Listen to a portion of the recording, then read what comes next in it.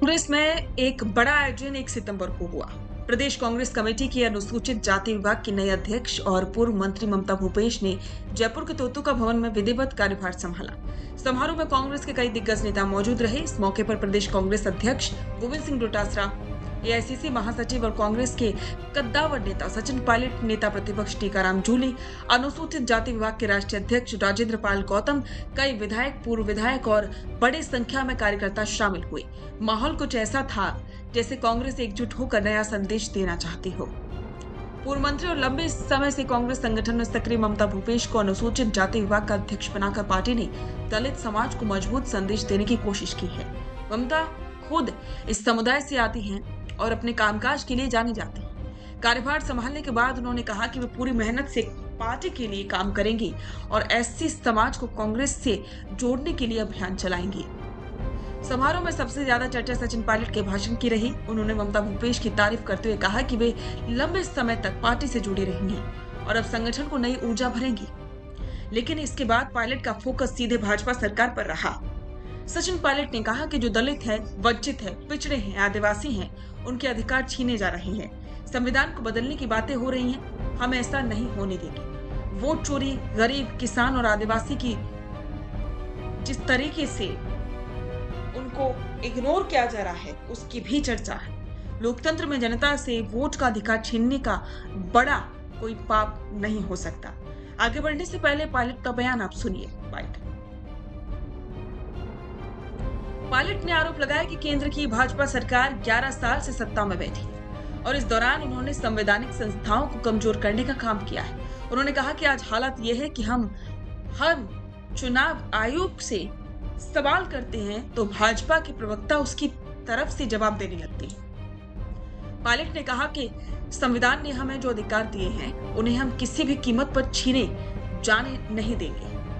जो लोग गरीबों, किसानों और दलितों की आवाज दबाना चाहते हैं उन्हें जनता जवाब देगी। सचिन पायलट ने अपने भाषण में राहुल गांधी की भूमिका पर भी जोर दिया। उन्होंने कहा कि राहुल गांधी लगातार चुनावी गड़बड़ियों पर सवाल उठा रहे हैं।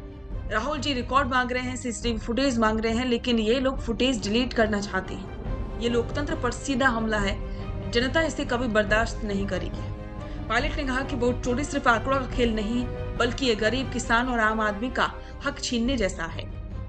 पायलट ने कांग्रेस कार्यकर्ताओं में जोश भरते हुए भविष्य की राजनीति की तस्वीर खींच दी है। उन्होंने कहा कि साल 2028 में राजस्थान, छत्तीसगढ़ और मध्य प्रदेश में कांग्रेस की प्रचंड बहुमत से सरकार बनेगी और 2029 के लोकसभा चुनाव में भी इंडिया गठबंधन पूरे दमखम के साथ केंद्र की सत्ता में आएगा। भाजपा को जनता जवाब देगी। एक बयान सुनकर समारोह में मौजूद कार्यकर्ता जोश में आ गए और तालियों की गड़गड़ाहट से पायलट के भाषण को बार बार रोकना पड़ा। कार्यक्रम में मौजूद नेताओं ने साफ संकेत दिया कि आने वाले समय में कांग्रेस खास तौर पर दलित, आदिवासी और पिछड़े वर्ग पर फोकस करेगी। यही वजह है कि ममता भूपेश को अनुसूचित जाति विभाग की कमान दी गई है। टीकाराम जूली ने भी कहा कि भाजपा सरकार ने वंचितों वर्गों के साथ अन्याय किया है। वहीं डोटासरा ने कार्यकर्ताओं से आह्वान किया कि वे बूथ स्तर तक जाकर जनता को कांग्रेस की नीतियों से जोड़ें। समारोह का माहौल कार्यकर्ताओं के जोश से भरा हुआ था। बड़ी संख्या में लोग नारे लगाते हुए पहुंचे और ममता भूपेश को फूल मालाएं पहनाकर स्वागत किया। कांग्रेस के इस आयोजन को 2028 और 2029 की तैयारी के रूप में देखा जा रहा है। सचिन पायलट ये भाषण की कार्यशैली के बीच काफी लोकप्रिय हुआ।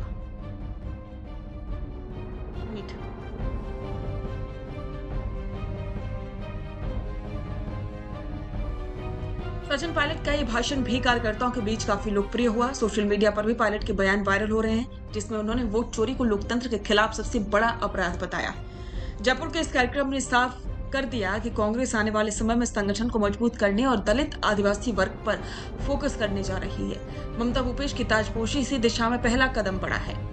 दूसरी ओर सचिन पायलट ने जिस तेवर में भाजपा सरकार पर हमला बोला और 2028 और 29 की तस्वीर खींची, उसने कार्यकर्ताओं में नया उत्साह भर दिया है।